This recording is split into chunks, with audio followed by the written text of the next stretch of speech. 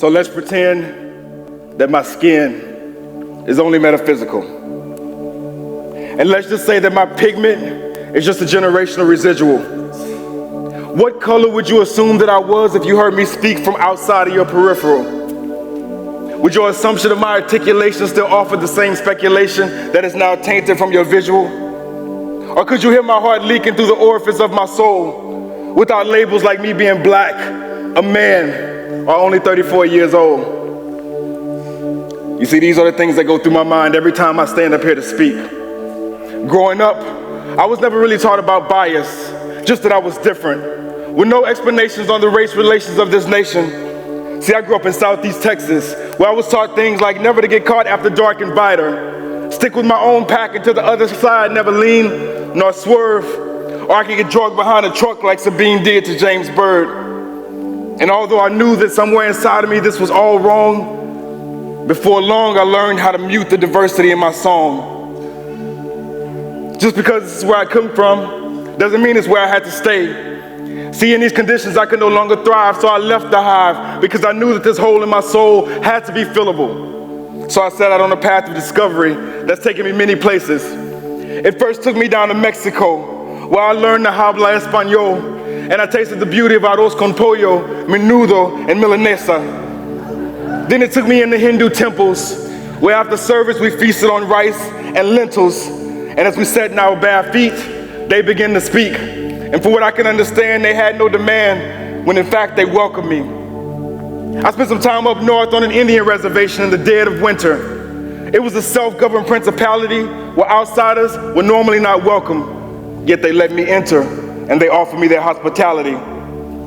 Then it was over to Alaska, where they told me never to run because the bears always run faster. And as they drove me out onto a frozen lake and they watched the fear build in my frozen face, they erupted in laughter.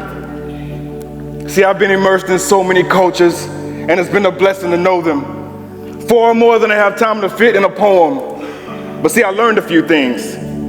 Like I learned that we all struggle. We're all dying to be loved and belong to something greater than ourselves. We all want to live a life outside of our bubble, but sometimes through foreign tongues the translation gets muddled. I learned that somewhere deep, in a place that we can't really explain, we've been hurt badly. And although the window panes may look different, the rain still looks the same, and it's saddening. So all this aggression just sits on the surface.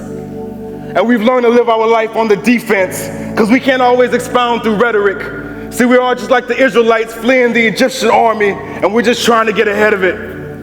I learned that we're all trying to get to God. He himself said, I am the great. He is the great I am. So I know that he has room to contain us all.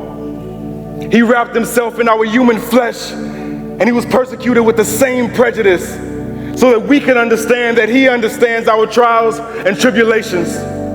As the church, we have to open our doors to all.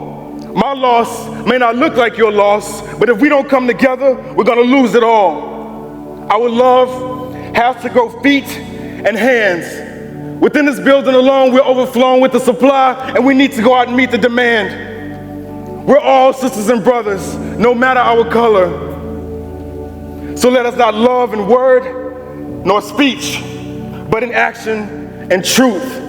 Because we're neither Gentile nor Jew, we're not slave nor free, we're not male nor female. We are all one in Christ Jesus, and that is enough for me.